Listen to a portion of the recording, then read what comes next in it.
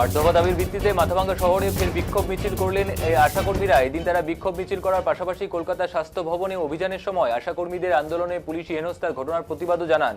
এদিন মাথাভাঙ্গা মহকুমার 3টি ব্লকের আশাকর্মীরা মাথাভাঙ্গা শহরে এই মিছিলে অংশ নেন। সংগঠনের পক্ষ থেকে জানানো হয়, মাসিক ন্যূনতম বেতন 15,000 টাকা সহ মোট 8 দফা দাবি রয়েছে তাদের। এই 8 দফা দাবির ভিত্তিতে তারা কর্মবিরতি চালিয়ে যাচ্ছেন। আজ কর্মবিরতির 34তম দিন। যতদিন না পর্যন্ত তাদের দাবি পূরণ হচ্ছে ততদিন তারা তাদের কর্মবিরতি চালিয়ে যাবেন বলেও জানান তারা।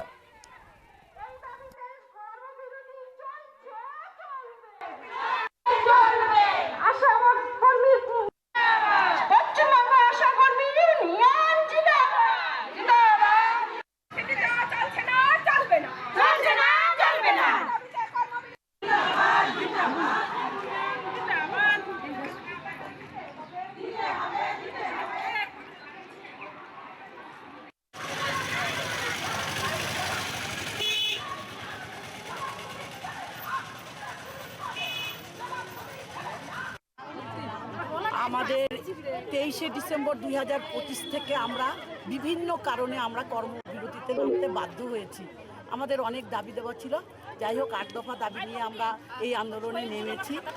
গত 7 তারিখ আমাদের আশাকর্মীরা স্বাস্থ্য ভবনে সবাই সামিল হয়েছে এবং তখন স্বাস্থ্য ভবনের যে আধিকারিকরা আছে তারা আমাদেরকে 21 তারিখ ডেট দিয়েছে, জানুয়ারির 21 তারিখ ডেট দিয়েছে। সেই অনুযায়ী 20 তারিখ থেকে সব আশা দিদিরা রওনা হয়েছে এবং 20 তারিখ রাতের থেকে কখনো মাঝরাতেই কাউকে ট্রেন থেকে নামিয়ে দিয়েছে, কোনো আশাকর্মীকে কাউকে বাস থেকে নামিয়ে দিয়েছে, কারোর হয়তো বাড়িতে ঘেরাও করেছে। আমাদের এই যে মহিলা মুখ্যমন্ত্রী, তিনি আমাদের দুঃখ না বুঝে আমাদেরকে নিজেই ডেট দিয়ে শেষ পর্যন্ত পুলিশ প্রশাসন দিয়ে আমাদের আশাকর্মীদের উপর নানাভাবে অত্যাচার করেছে। তারা খোলা আকাশের নিচে তারা রাত কাটিয়েছে এবং বহু আশাকর্মীকে অ্যারেস্ট করা হয়েছে। অনেকের বাড়িতে ছোট বাচ্চা ছিল, বৃদ্ধ মাতা পিতা ছিল, এমনকি অসুস্থ মা বাবাও ছিল, কিন্তু তা সত্ত্বেও তারা আমাদের উপরে এরকম হেনস্থা করেছে। তারাই ডেট দিয়েছে। বর্বরের মতো তারা বর্বরোচিত আচরণ, যেটা ইতিহাসে এর আগে কখনো কোনো মহিলাদের উপর হয়নি। আজ পশ্চিমবঙ্গ সরকার সেটা দেখিয়ে দিয়েছে যে আমাদের উপর কি পুলিশি মানে বর্বরোচিত আচরণ হয়েছে। আমরা কি দোষ করেছি?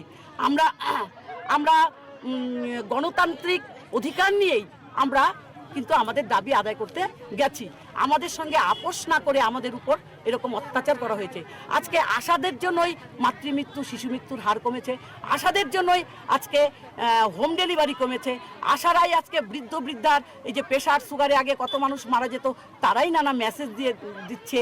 তারপর হচ্ছে এই একজন মহিলা গর্ভবতী হওয়ার পর তাকে প্রসব বেদনা পর্যন্ত সেই আশারাই তাকে লক্ষ্য রাখছে এবং তাকে রাত্রি 2টো নেই 3টা নেই তাকে নিয়ে হসপিটালে যাচ্ছে যাতে মাটার বাড়িতে বাচ্চা না হয়, এবং বাচ্চা হওয়ার পরেও তাকে 42 দিন পর্যন্ত আশারাই পরিষেবা দিচ্ছে।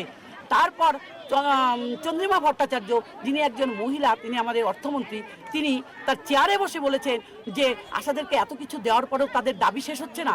আমাদের কি দিয়েছে? 5,250 টাকায় আমাদের কিন্তু সংসার চলে না।